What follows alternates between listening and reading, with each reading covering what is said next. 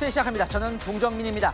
윤석열 대통령 측이 어제 헌법재판소 탄핵 심판 후 공세에 나서고 있습니다. 불리한 증인 출석으로 수세에 몰릴 걸로 예상됐었는데 오히려 검찰 수사와 다른 증언들이 나오면서 반전의 기회가 생겼다는 겁니다. 대통령은 어제 탄핵 심판 후 일부 증인들의 진술을 거론하면서 거짓말이 거짓말을 낳았다고 말한 것으로 파악됐습니다. 헌재에 나간 것을 잘한 결정이라고도 해 당분간 계속 나갈 것으로 보입니다. 최승현 기자의 단독 보도입니다. 윤석열 대통령은 오늘 서울구치소에서 윤상현, 김민전 두 여당 의원과 접견했습니다. 이 자리에서 직접 헌재 재판에 출석하길 잘한 것 같다는 입장을 밝혔습니다. 헌법재판소에 나가 보시니까 야 이제서야 좀 알겠다. 이런 식으로 너무 곡해가 돼 있구나. 그래서 헌법재판소 나간 것을 그래도 잘한 결정이 아닌가. 일부 증인들의 오염된 진술을 바로잡았다는 자신감이 반영된 발언으로 해석됩니다. 윤 대통령은 어제 6차 변론기일 종료 이후 곽종근 전 특수전 사령관, 홍장원 전 국정원 1차장 등 본인에게 불리한 진술을 하는 인사들에 대한 심경도 밝힌 것으로 파악됐습니다. 본인들에게 유리한 진술을 하려다 보니 스텝이 꼬일 수 있다고 생각한다면서도 유튜브 나가 방송하고 국회의원 찾아가 진술하고 국회에 가서 증언하고 이런 발언들을 수습하려다 보니 거짓말이 거짓말을 낳게 되는 것이라고 말한 것으로 취재됐습니다. 홍장원의 공작과 12월 6일 우리 특전사령관의 김병주 TV 출연부터 바로 이 내란 프레임과 이 탄핵 공작이 저는 시작된 거로 보여지고요. 윤 대통령은 오늘 접견에서 탄핵 심판에 임하는 자세도 강조했습니다. 윤 의원이 지지자들의 뜻을 전하자 윤 대통령이 국민의 자존심이 대통령 아닌가 당당한 자세를 견지하려고 한다고 말했다고 윤 의원은 전했습니다. 채널A 뉴스 최승현입니다. 윤 대통령은 탄핵 인용과 기각은 하늘에 달렸다는 뜻을 밝힌 것으로 전해집니다. 그러면서 당이 적극적으로 싸워달라는 기대감도 드러냈는데요.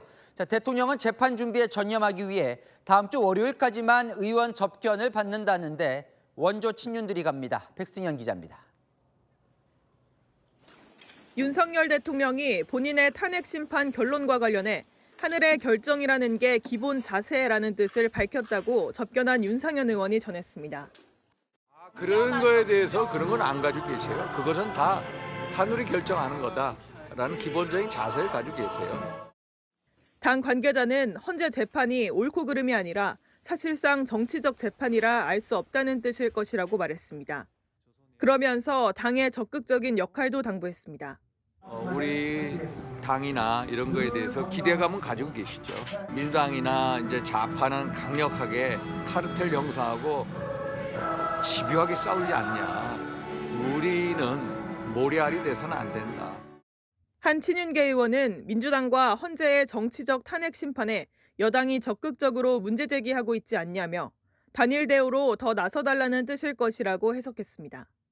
윤 대통령은 다음 주 월요일까지만 의원 접견을 받겠다는 뜻을 밝혔습니다. 김기현, 정점식, 박성민, 추경호, 이철규 의원 등 친윤 인사 5명이 마지막으로 접견합니다. 30명 정도의 여당 의원이 접견을 신청했던 것으로 전해집니다. 한 친윤계 의원은 탄핵 재판 준비만으로도 시간이 부족해 내린 결정으로 안다며 옥중 정치라는 오해도 피하려는 것 같다고 말했습니다. 채널A 뉴스 백승현입니다.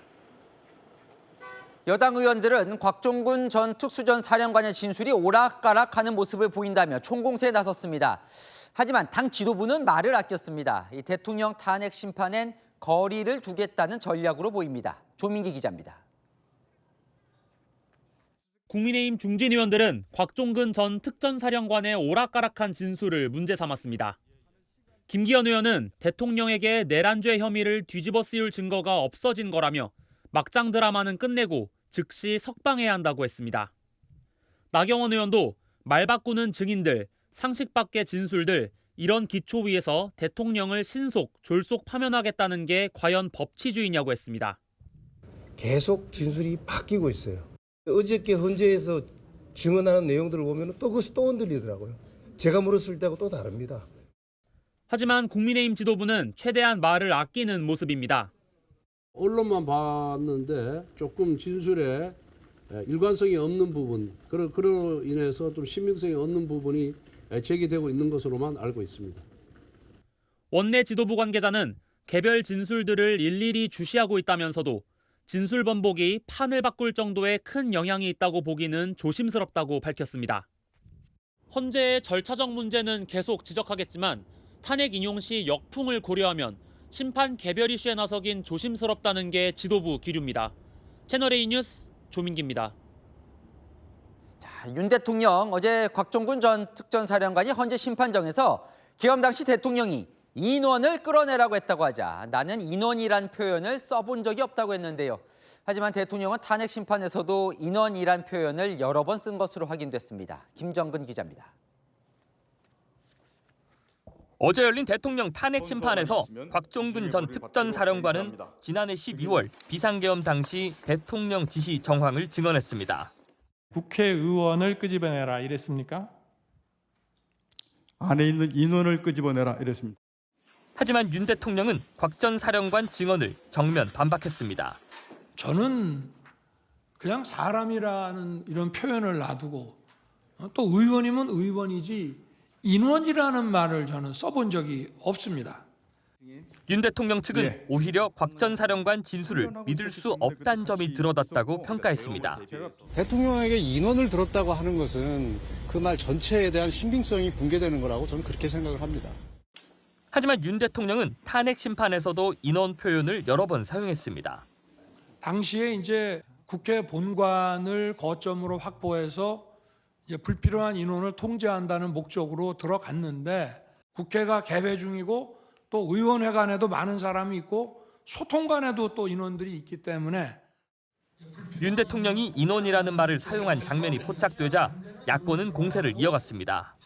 지난해 4월 1일 있었던 전공의 파업 관련 연설문에도 3차례나 인원이라는 표현을 사용했습니다. 입만 열면 거짓말입니다.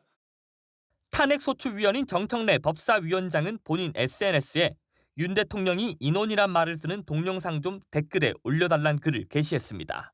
채널A 뉴스 김정근입니다. 윤 대통령은 시간이 갈수록 더 적극적으로 탄핵 심판을 진두지휘하고 있습니다.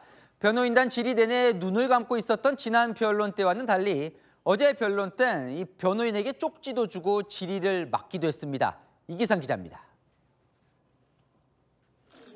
한 번도 빠짐없이 탄핵 심판 변론기일에 참석하고 있는 윤석열 대통령. 생각에 잠긴 듯 때때로 눈을 감기도 하지만 적극적으로 나서야 할 땐 뒷자리 변호인과도 수시로 귓속말을 하고 직접 쓴 쪽지를 건네기도 합니다. 쪽지를 받은 변호인은 곽종근 전 육군 특수전사령관을 추궁했습니다. 추가적으로 하나 더 질문하겠습니다. 대통령이 이렇게 지시를 했는데 증인은 늘상 얘기하듯이 그게 지시가 부당한 지시여서 나는 받아들이지 않았다 이렇게 얘기했죠. 변호인이 격앙된 모습을 보이자 윤 대통령은 어깨를 툭툭 치며 종이에 뭔가를 적어 보여줍니다. 통상의 군인이라면 대통령님 상황에 이러이러하니까 대통령의 지시 이행은 할 수가 없습니다라고 회신하는 게 일반적인 군인의 태도이고 입장 아닙니까? 다음 신문을 이어갈 변호인과 미리 대화를 나누기도 하고 변호인 발언을 막으며 유리한 증언을 더 확보하는 모습도 보였습니다. 나머지 시간 32초 정도 남았는데요. 아까 얘기하고 싶은 거 좀 얘기하시겠습니까?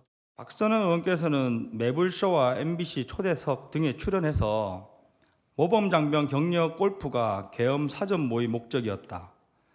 대통령께서 707 단장을 대통령실을 불러 자주 술을 먹였다 등 다수의 가짜 뉴스를 퍼뜨렸습니다. 윤 대통령은 다음 주 2차례 이어지는 탄핵 심판 변론기일에도 직접 참석해 변론을 주도할 것으로 보입니다. 채널A 뉴스 이기상입니다. 민주당은 헌법재판소 심판정에서 증인들의 진술이 다소 달라지자 국민의힘이 회유한 것 아니냐는 의심을 했습니다. 하지만 탄핵 인용에는 지장이 없다고 보고 있습니다. 박지한 기자입니다. 150명을 넘으면 안 된단다. 막아라. 안 되면 들어가서 끌어낼 수 있겠냐. 일단 꺼내내는 지시가 없었고 김현태 육군 707 특수임무단장. 의원을 끌어내라는 지시가 있었다 해서 없었다로 발언이 바뀌었습니다. 국회 봉쇄에 대해서도 계엄 직후 인원을 포박할 수 있는 케이블 타이라고 했지만 어제는 문을 봉쇄할 목적이었다고 했습니다. 더불어민주당은 국민의힘의 회유 가능성을 제기했습니다. 왜 신경의 변화를 느꼈는지 회유를 당한 게 아닌지 뭐 이런 생각도 좀 들어요. 그래서 참 이게 이해가 안 되는 부분입니다. 한 민주당 의원은 검찰 조사를 받으며 기존 발언이 불리하게 작용할 수 있다는 위기감을 느낀 것 같다며 변호사가 회유했을 수 있다고 말했습니다. 하지만 민주당은 탄핵 인용 대세에는 큰 지장이 없다고 보고 있습니다. 박범계 의원은 곽종근 전 특수사령관의 증언으로 사실상 8부 능선까지 입증이 끝났다고 말했습니다. 채널A 뉴스 박자은입니다. 안 기자, 정치부 홍지연 기자 나와 있습니다. 자, 대통령 변호인단 쪽에선 이번 주 헌재 변론으로 판이 바뀌고 있다 이런 말을 한다면서요? 네, 이번 주 탄핵 심판은요, 대통령 입장에서는 위기였습니다. 검찰 조사와 국회에서 대통령을 궁지로 몰았던 주인공들이 모두 나오는 한 주였기 때문입니다. 그렇잖아도 불리한 검찰의 공소장 공개로 코너에 몰린 상황에서 또 한 번 더 몰릴 거란 관측이 많았는데 막상 뚜껑을 열어보니 당사자들 증언이 바뀌거나 흐려졌고 변호인단은 자신감을 보이고 있습니다. 그래서 실제로 판이 바뀐 게 맞아요? 네, 검찰의 공소장 내용과 비교하면 이해하기가 쉬우실 것 같습니다. 도끼라는 키워드부터 보겠습니다. 검찰 공소장에는 대통령이 곽종근 전 특수전 사령관에게 문짝을 도끼로 부수고서라도 다 끄집어내라 이렇게 말했다고 돼 있죠. 그런데 당사자인 곽 전 사령관 탄핵 심판에서는 도끼는 기억에 없다, 지시한 게 아니다라고 말했습니다. 그러니까 검찰 공소장 내용과는 다른 말을 한 거네요. 네, 또 있습니다. 끄집어내라고 했다는 그 대상인데요. 검찰 공소장에는 의원들을 밖으로 끌어내라, 대통령이 곽 전 사령관에게 지시한 것으로 돼 있습니다. 하지만 곽 전 사령관 의원이 아니라 인원이었다고 말했습니다. 국회에 투입된 계엄군을 지휘하는 707 단장도 의원을 끌어내란 지시는 없었다고 진술했습니다. 이게 중요한 게 공소장 읽어보면 상당히 구체적으로 되어 있거든요. 국회의원 150명 안 되게 하라. 대통령이 그렇게 했다는 거잖아요. 네, 말씀하신 150명 역시 공소장과 현장 진술이 엇갈렸습니다.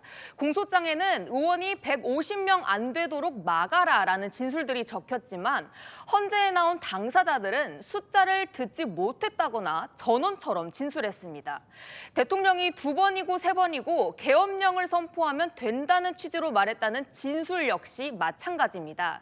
발언을 들은 당사자로 지목된 이진우 수방사령관은요, 제3자가 한 얘기가 제 기억에 없는 게 많다며 부인하는 취지로 헌재에서 말했습니다. 그러니까 끌어내라 이쪽 이제 포인트인데 또 중요한 게 이제 체포하라 이쪽 포인트가 또 있잖아요. 네, 그렇습니다. 공소장에는요, 체포라는 단어가 60번 넘게 등장합니다.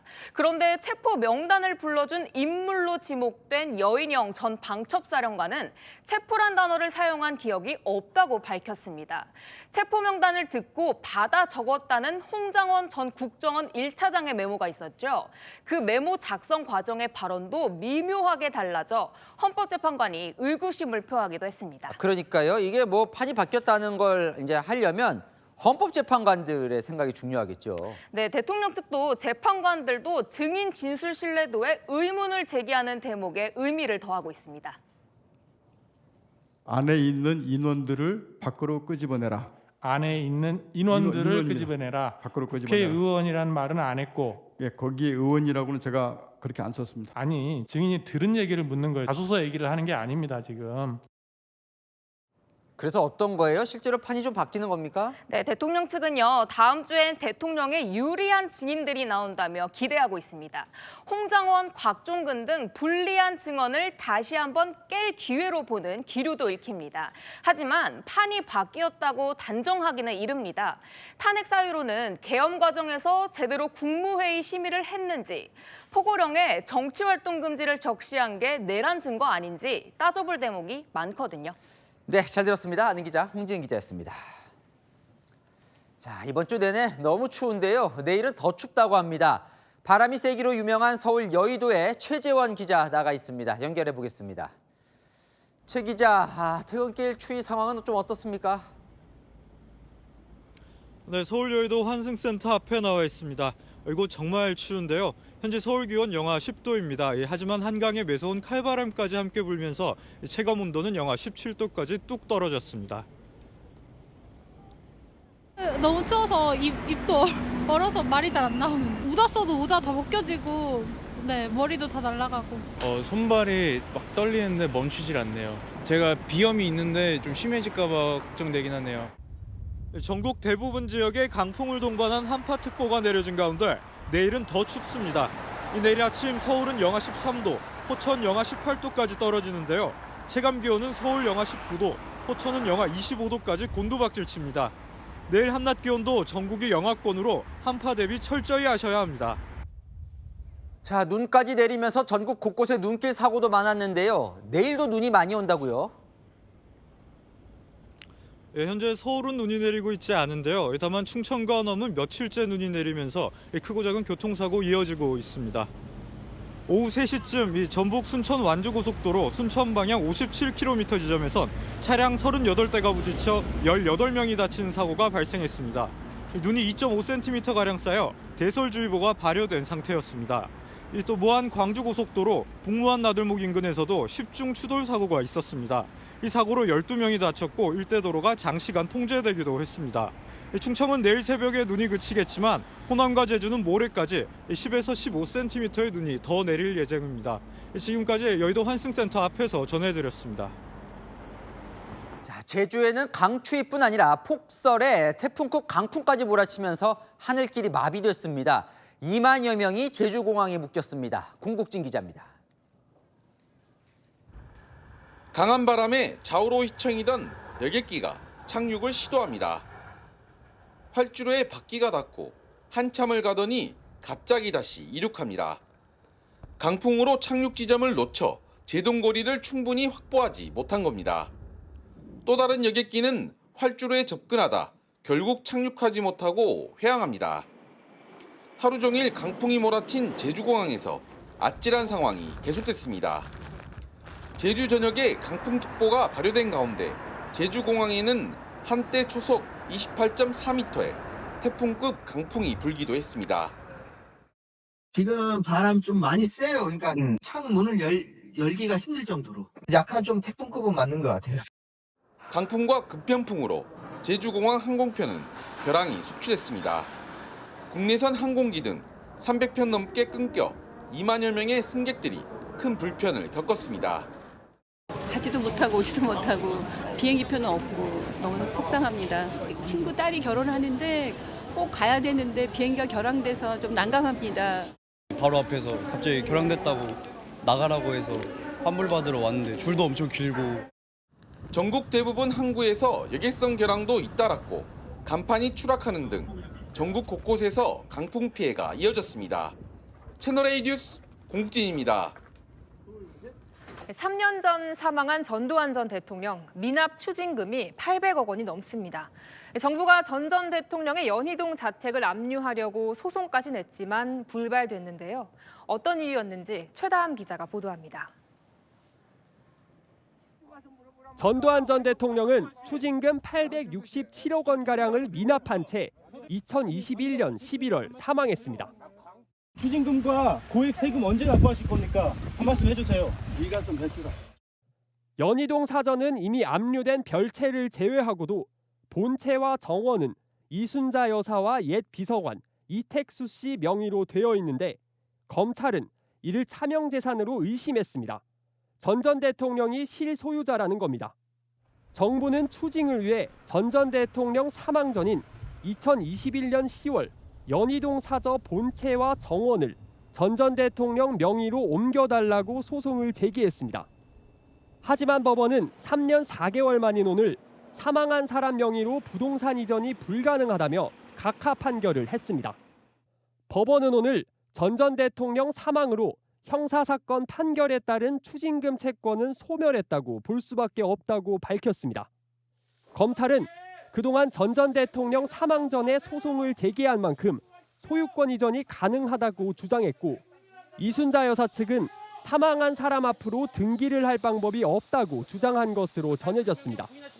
검찰은 판결 내용을 면밀하게 검토해 항소 여부를 결정할 예정이라고 밝혔습니다. 채널A 뉴스 최다함입니다. 청와대 특수활동비로 샤넬 재킷을 사고 인도에 외유성 출장을 다녀왔다는 의혹을 받아온 김정숙 여사에 대해 검찰이 모두 혐의가 없다는 결론을 내렸습니다. 권경문 기자가 보도합니다. 7년 전 프랑스 방문 당시 문재인 전 대통령 부인 김정숙 여사가 입었던 한글이 새겨진 샤넬 재킷. 이게 저희 나라 한글입니다. 청와대 특수활동비로 구입한 뒤 소장했다는 의혹을 받아 검찰이 수사했는데 무혐의 처분을 내렸습니다. 재킷을 샤넬 측에 반납했고 특활비 등 예산을 지출한 정황도 확인되지 않았다는 겁니다. 검찰은 또 같은 해인 2018년 11월 김 여사의 인도 단독 방문도 외유성 출장이 아니라고 결론 내렸습니다.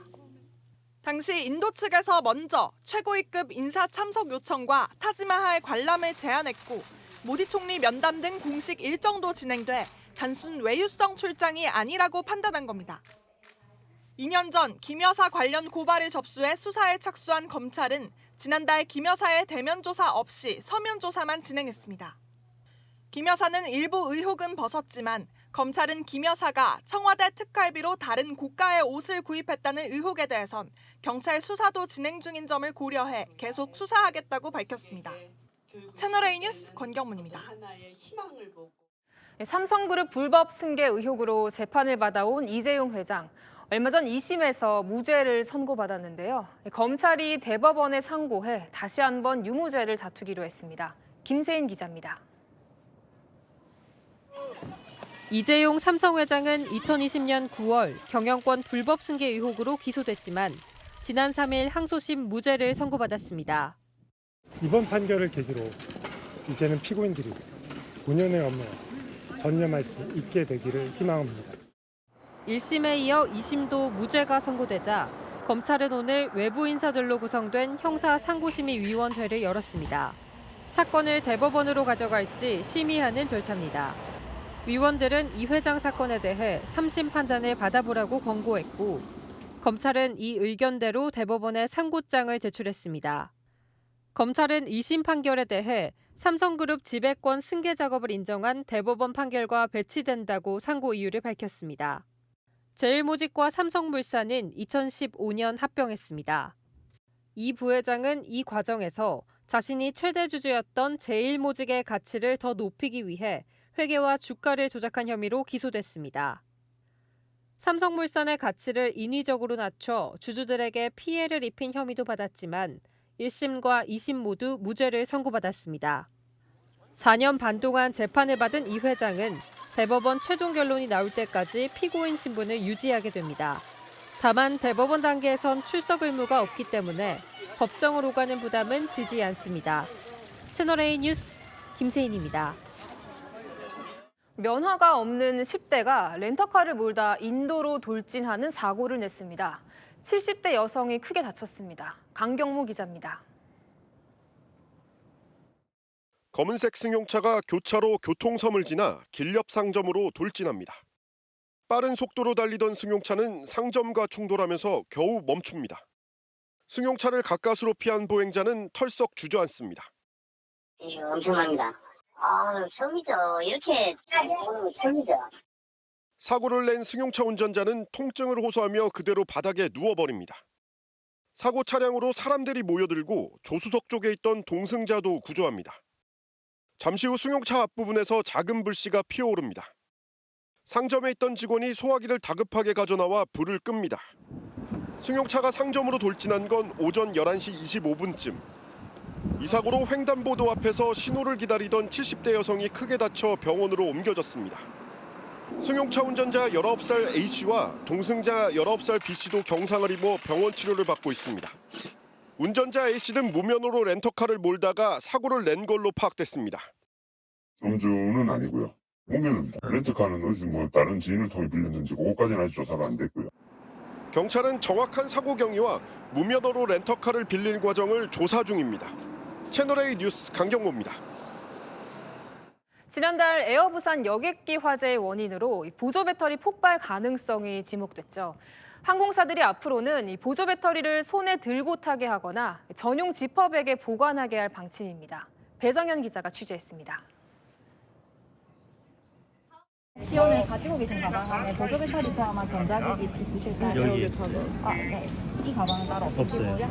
스티커 부착된 가방만 선반위에 보관 가능하시고요. 공항 탑승구 앞에서 직원들이 보조 배터리 소지 여부를 승객 한 명 한 명에게 묻습니다. 에어부산이 오늘부터 휴대 수화물에 보조 배터리가 있는지 사전 확인을 시작했습니다. 스티커를 붙이지 않았다면 기내에서도 직접 소지해야 합니다. 손님이 들고 계셔야 되는 가방은 따로 위에 보관 어렵습니다. 에어부산은 시범 운영을 거쳐 전 노선으로 확대할 계획입니다. 이외에도 에어부산 등 대부분 항공사들은 티켓을 받는 카운터에서부터 개별 안내 공지를 시작했는데요. 보조 배터리 보관법에 대한 내용입니다. 보조 배터리는 선반위에 보관하는 것이 아닌 직접 소지하시고 탑승하셔야 합니다. 보조 배터리를 비행기에 탈 때 어떻게 소지해야 되는지를 몰랐습니다. 에어부산의 여객기 화재 사고 이후로 보조 배터리가 거론되면서 기내 규정에 대한 비판에 따른 겁니다. 옛날에는 그냥 넣을 수 있는데 아무 데나 넣었는데 안내를 받으니까는 당연히 저희가 휴대를 해야 되는구나 하는. 일부 항공사들은 홈페이지에 합선 방지법과 보조 배터리를 담을 지퍼백 등에 대한 공지를 올렸습니다. 오늘 국토부와 관련 대책을 논의한 국내 항공사들은 국토부의 지침에 따라 규정을 추가 보완한다는 계획입니다. 채널A 뉴스 배정현입니다. 트로트의 전설 송대관 씨가 오늘 오전 우리 곁을 떠났습니다. 향년 78세 고인의 인생 역정을 장치혁 기자가 전해드립니다. 송대관 씨는 어제 몸이 좋지 않아 서울대 응급실을 찾았다가 오늘 치료 도중 심장마비로 세상을 떠났습니다. 그동안 고생 너무 많았습니다. 건강 조심하라고 제가 했었는데 이렇게 갑자기 비보를 전하고 나서 제가 할 말을 잃었습니다. 특히 송대관 씨와 형제처럼 지냈던 태진아 씨의 아픔이 컸습니다. 가수 태진아 그러면 송대관 하면 태진아. 우리가 32년째인가 같이 한쪽 날개를 완전히 잃은 거나 다름없어요. 너무 가슴이 아프고 너무 안 됐어요. 송대관 씨는 1975년 히트곡 해뜰날을 발표하며 약 10년간의 무명에서 단번에 벗어났습니다. 쨍하고 해뜰날 돌아온단다. 지금 어린 아이들도 초등학생들도 그 노래를 안다 이거야. 그러니까 불멸의 히트곡이라고 해야지. 1989년 미국 이민 생활을 정리하고 돌아와 이른바 트로트 4대 천왕으로 불리며 전성기를 누렸습니다. 하지만 2013년 부동산 사기 사건에 연루돼 곤욕을 치렀습니다. 한 2년 전에 이제 다시 한번 주저앉았죠. 폭삭 주저앉았어. 몇백억 나가는 땅도 다 팔고 해서 다 남의 거 갚고 더 이상 내려갈 게 없죠. 무혐의 처분을 받은 송대관 씨는 최근까지 신곡을 발표하며 활발한 활동을 이어왔습니다. 고인의 발인은 모레 오전 엄수될 예정입니다. 채널A 뉴스 장치혁입니다. 생전 직장 내 괴롭힘을 호소한 MBC 기상캐스터 고 오요한나 씨의 사건을 계기로 정부 여당이 직장 내 괴롭힘을 방지하는 법 제정을 추진합니다. 법 이름엔 고인의 이름을 붙였습니다. 여인선 기자입니다. 국민의힘은 지도부가 나서 MBC 기상캐스터 고 오요한나 씨 사망 사건을 부각했습니다. 고용부는 사회적 물의를 일으킨 기업에 대해 특별 감독을 실시해왔습니다. 언론사만 예외일 수 없습니다. 직장 내 괴롭힘이 고인을 죽음으로 내몰았다는 의혹을 규명하기 위해 국회 차원의 청문회를 열자며 민주당을 겨냥했습니다. 국민들은 친야성향 매체인 MBC를 두둔하기 위해 민주당이 청문회 개최에 비협조적으로 나오는 것이 아닌지 의심할 수밖에. 나경원 의원도 오늘 SNS에 민주당이 뉴진스 한이는 국감에 부르더니 오요한나 의혹엔 침묵한다며 선택적 인권이냐고 비판했습니다. 당정은 협의 끝에 오요한나 씨의 이름을 딴 고 오요한나법을 제정하기로 했습니다. 오 씨와 같은 프리랜서 등이 노동 사각지대에서 직장 내 괴롭힘 등에 노출되는 것을 막겠다는 취지입니다. 중대한 직장 내 괴롭힘의 경우 단 1회만으로 처벌할 수 있고 피해자가 조사 결과에 만족하지 못할 경우 노동위원회에 판단을 요구할 수 있다는 내용이 골자입니다. 고 요한나법이 제정되면 직장 내 갈등 최소화에 기여할 수 있을 것으로. 당정은 또 지금 진행 중인 MBC 자체 진상조사가 부실하게 진행될 경우 노동부의 특별 근로감독을 적극 검토하겠다고 밝혔습니다. 채널A 뉴스 여인선입니다. 정부가 65세 이상인 노인 연령 기준을 40여 년 만에 손보기로 했습니다. 이미 초고령 사회에 진입한 만큼 진지하게 논의할 시기란 겁니다. 정성원 기자입니다. 우리나라에서는 법적으로 65세가 넘어야 노인으로 인정됩니다. 지난 1981년 만들어진 노인복지법에 따른 겁니다. 보건복지부가 44년 만에 이 기준을 상향하는 방안을 검토합니다. 우리 사회가 지속가능한 사회로 나아가기 위해서는 이제는 노인 연령에 대해서 진지하게 고민할 때가 되었습니다. 복지부는 노인 연령에 대한 전문가 간담회를 개최하고 논의에 첫 발을 뗐습니다. 지난해 말 우리나라 65세 이상 인구가 전체 인구의 20%로 5명 중 1명에 달하며 초고령 사회에 진입했습니다. 이 추세라면 2050년에는 국민 5명 중 2명이 노인에 해당됩니다. 65세도 청년이요. 75세 넘어야지 노인이라고 생각하지 않을까. 건강 위해서는 내 아들, 딸한테 용돈 벌리지 않고 내가 벌어서 그리고 용돈 마련해서 쓰는 게 좋을 것 같아요. 1970년 평균 기대 수명은 62.3세였지만 50년이 지난 2023년에는 83.5세로 늘었습니다. 질병 없이 건강하게 사는 기간인 건강 수명도 70세를 넘어섰습니다. 식습관과 생활습관 개선, 의학기술의 발달에 힘입어 평균 기대 수명이 20년 넘게 늘어난 겁니다. 지난해 대한노인회는 노인 연령을 75세로 단계적으로 조정하자고 공식 제안하기도 했습니다. 복지부는 이번 간담회를 시작으로 정책과 제도 개선을 위한 정부 협의체를 운영할 방침입니다. 채널A 뉴스 정성원입니다. 빈과 업체들이 잇따라 아이스크림 값을 올렸습니다. 겨울 비수기를 틈탄 기습 인상에 소비자들 눈초리가 곱지 않습니다. 임종민 기자입니다. 입춘과 함께 더 강력해진 한파. 차가운 아이스크림보다는 따뜻한 차 한 잔을 더 찾게 됩니다.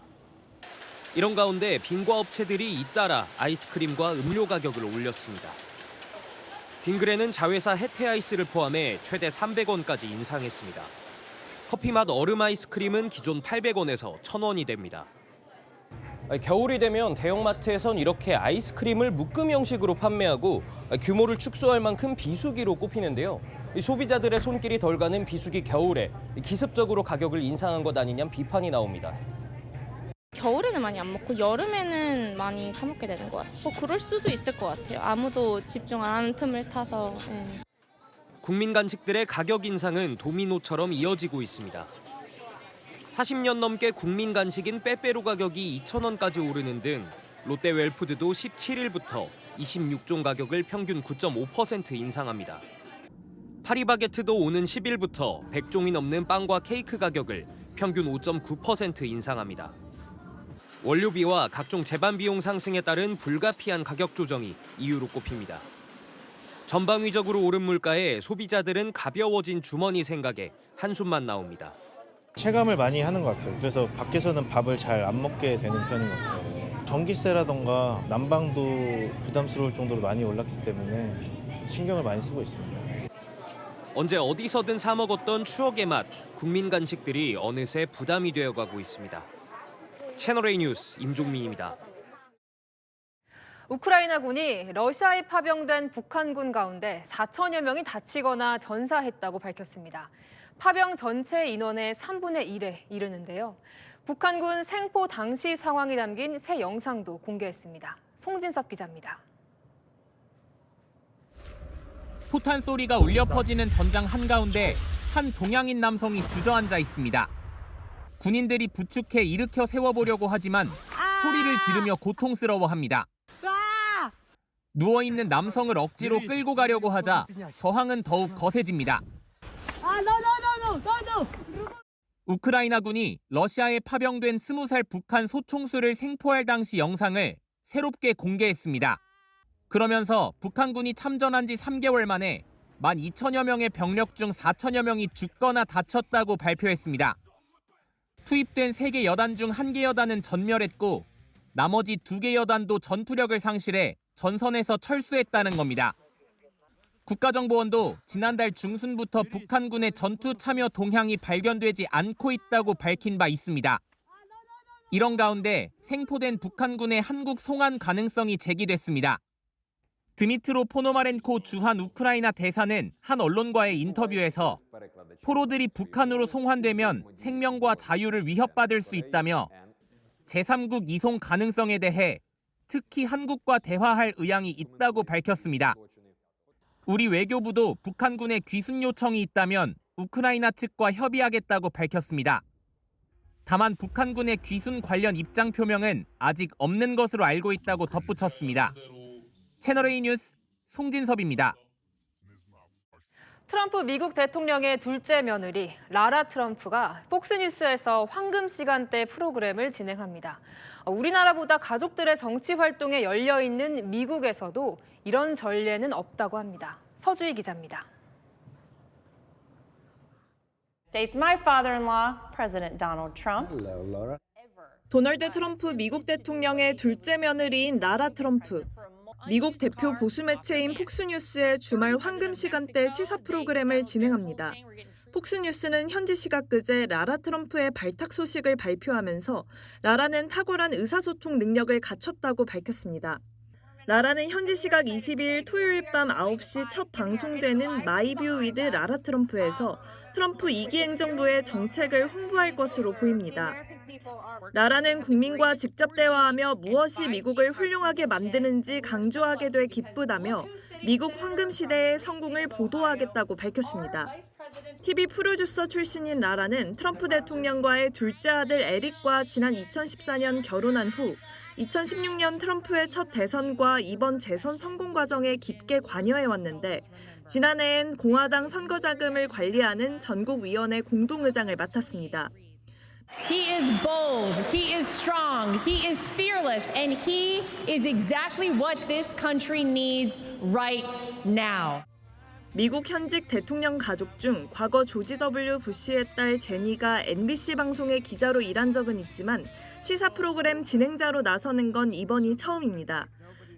뉴욕타임즈는 트럼프와 그의 자녀들이 폭스뉴스에 자주 출연하긴 하지만 시사 프로그램 진행은 전례가 없는 일이라고 지적하며 트럼프와 폭스뉴스 사이의 밀접한 관계에 주목했습니다. 채널A 뉴스 서주입니다. 네, 세계적 관광 명소 그리스 산토리니 섬이 텅 비었습니다. 2주 동안 6천 건 넘는 지진이 이어지면서 결국 그리스 정부가 비상사태를 선포했습니다. 우리 교민도 모두 철수했습니다. 문예빈 기자가 전합니다. 하얀 벽에 건물들이 늘어선 그리스 산토리니 섬의 골목들.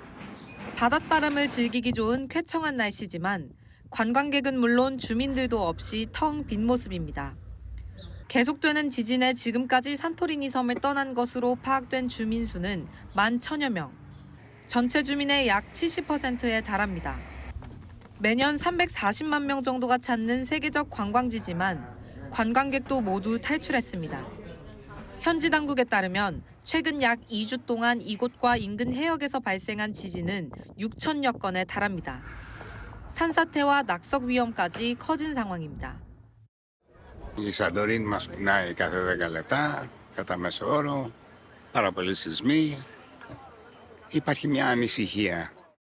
결국 현지 시각 어제 그리스 정부는 다음 달 1일까지 산토리니 섬에 대한 비상사태를 선포했습니다. 그리스 정부는 섬의 출입을 통제하고 휴교령을 내렸습니다. 한편 산토리니 섬에 소수 남아있던 우리 교민도 모두 철수한 것으로 파악됐습니다. 이번 주에 2명이 산토리니에서 본토로 선박을 이용해서 대피를 하셨습니다. 현지시각 그제 이번 사태 후 처음으로 규모 5.0이 넘는 지진이 발생하는 등 지진이 잦아들 기미는 보이지 않고 있습니다. 채널A 뉴스 문예빈입니다. 3만 분의 1의 확률로 태어난다는 희귀한 알비노 사슴이 포착됐습니다. 새하얀 자태가 비현실적인 느낌마저 드는데요. 이 소식은 박선영 기자가 전합니다. 숲 옆으로 난 도로가에 온몸이 새하얀 사슴 한 마리가 서 있습니다. 가만히 서서 주변을 둘러보더니 이내 숲으로 향합니다. 최근 해외에서 한 여성이 퇴근길에 찍은 영상이라며 SNS에 공유한 영상인데 누리꾼들은 얼음 조각인 줄 알았다며 경이롭다는 반응입니다. 몸에서 색소가 만들어지지 않는 백색증, 즉 알비노 사슴으로 보이는데 이런 사슴은 약 3만 분의 1의 확률로 태어나는 것으로 알려졌습니다. 담을 넘어 사람에게 달려드는 동물 한 마리에 사람들이 소리를 지르며 도망갑니다. 이 동물 바로 표범이었습니다. 현지 시각 어제 인도의 한 마을에 표범이 출몰해 사람을 공격한 뒤 달아났습니다. 외신에 따르면 사람들이 막대를 들고 표범을 쫓아내려 했지만 오히려 표범이 사람들을 덮치면서 3명이 중상을 입고 병원으로 옮겨졌습니다. 돌고래 쇼가 펼쳐지고 있는 멕시코 칸쿤의 한 리조트. 다른 돌고래들과 함께 물에서 튀어오른 돌고래 한 마리가 수족관 바깥바닥에 그대로 곤두박질치며 머리를 찢고 맙니다. 이 돌고래 결국 충격으로 죽고 말았습니다. 멕시코 연방환경보호청은 최근 사고가 난 리조트에 대한 조사를 시작한 것으로 전해집니다. 채널A 뉴스 박선영입니다. 유시민 전 노무현 재단 이사장, 이틀 전 비명계 대선 주자를 전방위로 평가절하했지요. 비명계와 국민의힘이 동시에 일극 체제를 옹호하냐며 전방위 비판을 쏟아냈습니다. 정현주 기자입니다. 자기 자신의 역량을 넘어서는 자리를 이미 하셨잖아요. 책 많이 읽으시고 유튜브도 많이 보시고 그렇게 사시기 바라고요. 유시민 전 노무현 재단 이사장의 지적에 김부겸 전 국무총리가 나섰습니다. 유 전 이사장에게 충고 고맙다며 책 한 권을 꺼내듭니다. 이런 책들 요즘 많이 나오네요. 이런 좀 제대로 읽어보도록 그렇게 하겠습니다. 유 작가 여러 가지 충고 고맙고 정말로 열심히 살겠다 하는 약속 드릴게요. 해당 책은 독재자가 될 가능성이 큰 극단주의 포퓰리스트가 어떻게 민주주의를 파괴하는지에 대한 내용을 담았습니다. 이재명 대표 중심의 일극 체제를 옹호하는 유 전 이사장을 에둘러 비판한 것으로 해석됩니다. 문재인 청와대 대변인을 지낸 고민정 의원도 반발했습니다. 고 의원은 몇 년 동안 비판하면 수박이라는 멸시와 조롱을 받는 일이 벌어졌다며 그때 유시민 작가가 어떠한 역할을 했는지 묻고 싶다고 했습니다. 이틀 막 현상이 우리 당 안에서 벌어진 게 오래전이라며 명비어천가 반대 목소리에 손가락질한다면 어떻게 비판하냐고 받아쳤습니다. 국민의힘 김재섭 의원은 유시민 뇌가 썩었다고 직격했습니다. 이재명 유일체제에 도전하는 모든 이들을 절멸시키려 한다며 스스로를 자유주의자라 칭하며 전체주의를 경멸하더니 정치적 야욕으로 뇌가 썩어버린 것 같다고 비판했습니다. 채널A 뉴스 정현주입니다. 비명 대선 잠룡들 움직임이 빨라지고 있습니다. 오늘 김부겸 전 총리를 시작으로 줄줄이 호남을 공략합니다. 김경수 전 경남지사도 민주당 복당 승인을 마치고 대선에 뛰어들 채비라고 있습니다. 이서영 기자입니다. 김부겸 전 국무총리가 비명주자 중 가장 먼저 야권의 심장 호남을 방문했습니다. 광주 5.18 국립묘지를 찾아 더불어민주당의 전통적인 힘은 다양성과 포용성이라고 강조했습니다. 답변을 되게 조심스럽습니다. 그러나 적어도 국정 안정과 국민 경제의 준비라는 측면에서 끊임없이 초대를 행보하겠습니다. 김동연 경기지사와 김두관 전 민주당 의원도 다음 주 광주에서 기자간담회를 개최합니다. 이재명 대표가 호남의 정권교체 민심을 온전히 흡수하지 못하고 있다고 보고 틈새 공략에 나서는 겁니다. 댓글 여론조작 혐의로 처벌받으면서 자동 탈당됐던 김경수 전 경남지사도 오늘 복당 승인을 받고 본격 채비에 나섭니다. 김 전 지사는 복당 직후 우리 당이 더 큰 민주당으로 가는 작은 계기가 되기를 바란다고 밝혔습니다. 노 대통령님이 계셨어도 민주당을 중심으로 폭을 넓혀서 더 큰 민주당으로 힘을 모아서 반드시 정권 교체를 만들어내라. 이 대표는 김 전 지사의 복당을 환영한다. 더 나은 세상을 함께 만들어가자고 밝혔습니다. 채널A 뉴스 이서영입니다. 이재명 민주당 대표가 문재인 정부 탄생의 단초가 된 이 촛불혁명을 언급하며 그 이후 바뀌지 않았다고 말했습니다. 사실상 문재인 정부를 비판했다는 해석이 나옵니다. 이준성 기자입니다. 이재명 더불어민주당 대표가 문재인 정부를 겨냥하는 듯한 목소리를 냈습니다. 뭐 좋아진 게 없다. 당신들 자리만 차지했지 뭐. 자리를 차지한 사람들의 색깔만 바뀌었지 세상은 바뀌지 않았고 내 삶도 바뀌지 않았다. 라고 생각한다고 하더라고요. 이 대표 측 핵심 관계자는 문재인 정부뿐 아니라 민주당 전체가 반성해야 한다는 취지라고 설명했습니다. 하지만 일부 친명계는 최근 민주당 지지율이 박스권에 갇힌 이유로 문재인 정부를 들고 있습니다. 한 친명계 인사는 박근혜 전 대통령 탄핵 이후 문재인 정부가 실망을 줬기 때문에 지금 민주당도 못 믿겠다는 것이라고 말했습니다. 탈원전이나 과도한 부동산 세금 등 구체적인 정책 실패를 언급하기도 했습니다. 그렇다고 당장 본격적인 각 세우기에 나서진 않을 분위기입니다. 이 대표는 친문 진영이 반대해온 반도체 특별법 주 52시간 예외 적용에 대해 결론을 내지 않고 있습니다. 김동연 경기지사는 경기도 성남에 주 30시간 스타트업을 찾아 이 대표를 에둘러 압박했습니다. 한 친명계 의원은 벌써부터 정체성 문제로 이 대표를 비판할 명분을 줄 필요는 없다고 말했습니다. 채널A 뉴스 이준성입니다. 이재명 대표 최측근이었던 김용 전 민주연구원 부원장 어제 2심에서 징역 5년 유죄가 선고됐죠. 판결문에는 이재명 이름이 130번 넘게 등장하는데요. 대장동 업자들로부터 받았다는 돈, 이 대표 대선 경선 자금으로 사용됐을 거라고 적혀 있습니다. 국민의힘은 이 대표도 중형을 받을 거라며 출마의 꿈을 포기하라 압박하고 나섰습니다. 유준 기자입니다. 6억 원대 불법 정치자금과 뇌물을 받은 혐의로 2심에서도 징역형을 선고받은 김용 전 민주연구원 부원장. 150쪽 분량의 김 전 부원장 판결문에는 이재명 대표의 이름이 132번 등장합니다. 경선자금이란 단어도 30번 나왔습니다. 재판부는 김 전 부원장이 지난 2021년 대장동 민간업자에게 받은 돈을 사적으로 유용하지 않았다고 봤습니다. 이재명 대표의 경선자금 명목으로 돈을 받아갔고 실제로 그 용도대로 쓰였을 거라고 본 겁니다. 재판부는 김 전 부원장 형량을 정하면서 피고인이 수수한 정치자금은 대부분 정치활동을 위한 비용으로 소비된 것으로 보인다고 판단했습니다. 또 투명하게 정치자금을 마련하고 지출해야 함에도 부동산 개발 관련 민간업자로부터 요청사항을 들은 후 기부받았다는 점도 적었습니다. 대장동 민간업자들이 대선 경선 캠프에 자금을 댄 정황이 담긴 것이어서 향후 이재명 대표 대장동 의혹 재판에도 영향이 미칠 수 있습니다. 국민의힘은 김 전 부원장이 이 대표 최측근인 점을 들어 비판에 나섰습니다. 종범이 이 정도 중형이 나왔다면 주범인 이재명 대표는 당연히 그 이상의 중형이 선고될 것입니다. 선고로 죄악을 덮어보려는 도표성 출마의 꿈은 이제 포기해야 합니다. 김 전 부원장 측은 믿을 수 없는 진술을 바탕으로 나온 판결이라며 즉시 상고하겠다고 밝혔습니다. 채널A 뉴스 유주은입니다. 성혜란 기자와 여랑야랑 시작합니다. 첫 번째 주제 보겠습니다. 자, 대통령은 지금 구치소에 있는데요. 슬기로운 땡땡 무슨 생활이에요? 네, 민주당이 대통령의 접견 횟수를 문제 삼고 나섰습니다. 이 구치소에서 외부인을 너무 자주 접견한다는 겁니다. 너무 자주라면 얼마나 자주 한 거예요? 일단 일반 접견실에서 이 대통령실 직원들과 2차례 접견했고요. 또 대통령실 참모진 그리고 국민의힘 지도부와 장소를 옮겨서 한 차례씩 만났고요.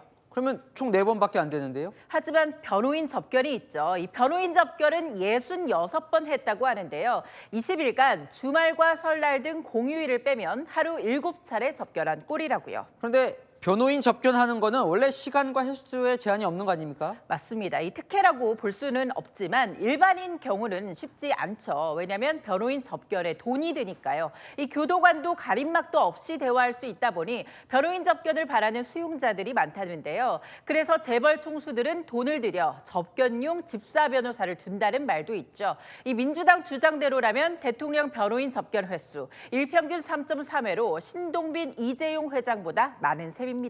근데 워낙 지금 헌재 재판이 막 이뤄지고 있다 보니까 바쁠 것 같기도 합니다. 네, 법무부는 또 접견에 참여한 이 변호인 수별로 중복 카운트된 게 있었다면서 실제 접견 건수는 하루 평균 2회가 맞다고 했는데요. 대통령 변호인단은 헌재 신속 심리에 기록 검토하려면 시간 부족하다는 입장입니다. 매일같이 접견해도 지금 대응하기가 벅차다고요. 네, 다음 주제 보겠습니다. 대통령과 곽종근 전 특수전 사령관인데 헤어 패션을 겨루진 않잖아요? 네, 헌법재판소에서 이걸 겨루는 건 아니고요. 이 정치권에서 문제 삼고 나섰습니다. 대통령의 머리 모양새가 점점 더 단정해지고 있다. 야권이 문제를 제기했습니다. 윤석열 피청구인이 저렇게 풀 단장을 하고 경호처가 한 것으로 보여지는데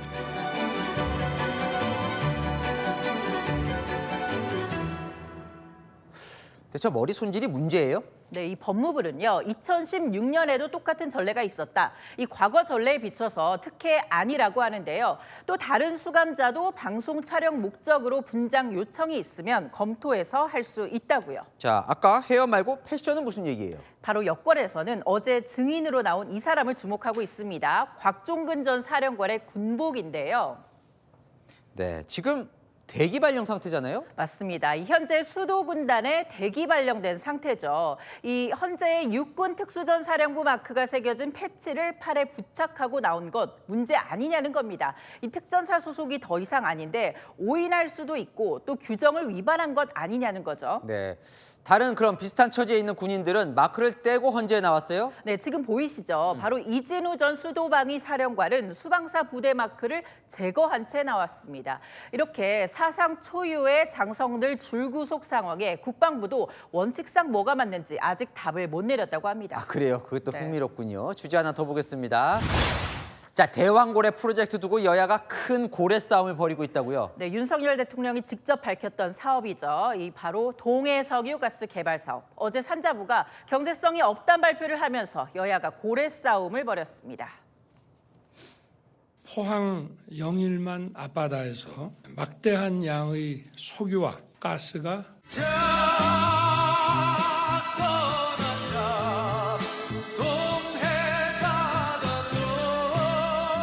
석유 나올 때까지 전 지구를 한번 뚫어보겠다. 천억이 날아갔더군요. 유수 연구기관과 전문가들 검증도 거쳤습니다. 국힘은 정말로 이런 왕 사기꾼을 대통령으로 복귀시키겠다는 겁니까?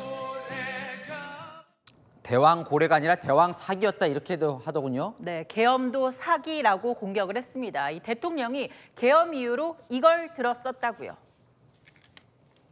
대왕 고래 사업 예산도 사실상 전액 삭감했습니다. 거대 야당의 의회 독재와 폭거로 여당 쪽은 반대로 좀 실망이 컸겠네요. 아니요, 이 국민의힘은 이제 시작이다. 첫 술에 배부르겠냐면서 고래의 꿈 이어가더라고요.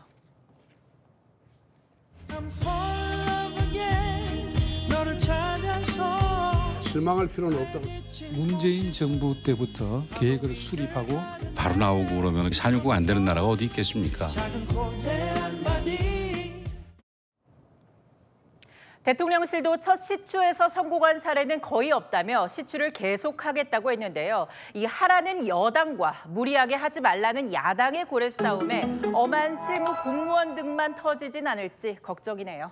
네, 지금까지 여랑야랑이었습니다. 내일도 최강 한파가 맹위를 떨칩니다. 서울 최저 영하 13도, 체감 영하 19도인데요. 내일은 남쪽 부산도 영하 8도, 체감 영하 18도까지 뚝 떨어집니다. 주말에도 막바지 한파가 기승을 부리다가 다음 주 화요일에야 평년 기온을 회복하겠습니다. 중부와 경북에 한파 경보가 내려진 가운데 내일 아침 춘천 영하 16도, 대구 영하 10도, 광주도 영하 7도로 기온이 더 낮아집니다. 내일 한낮에도 종일 영하권인데요. 서울 영하 3도, 칼바람에 체감 영하 7도가 예상됩니다. 호남과 제주는 내일까지 큰 눈이 이어질 텐데요. 제주 산간에 최대 20cm, 호남에도 15cm 넘게 오겠습니다. 정월대보름인 다음 주 수요일 다시 전국에 눈비 예보 있습니다. 날씨였습니다. 노인 법정 연령을 정부가 44년 만에 바꾸려고 합니다. 지금 노인 법정 연령 65세인데요. 기대 수명이 66세 때 정한 겁니다. 지금 기대 수명은 83세죠. 자, 그만큼 초고령 사회가 되면서 감당하기 힘든 사회적 비용이 발생하는 건데요. 더 미룰 수 없는 사회적 과제가 됐습니다. 마침표 찍겠습니다. 초고령 사회 해결의 첫 단추. 뉴스에 마칩니다. 감사합니다.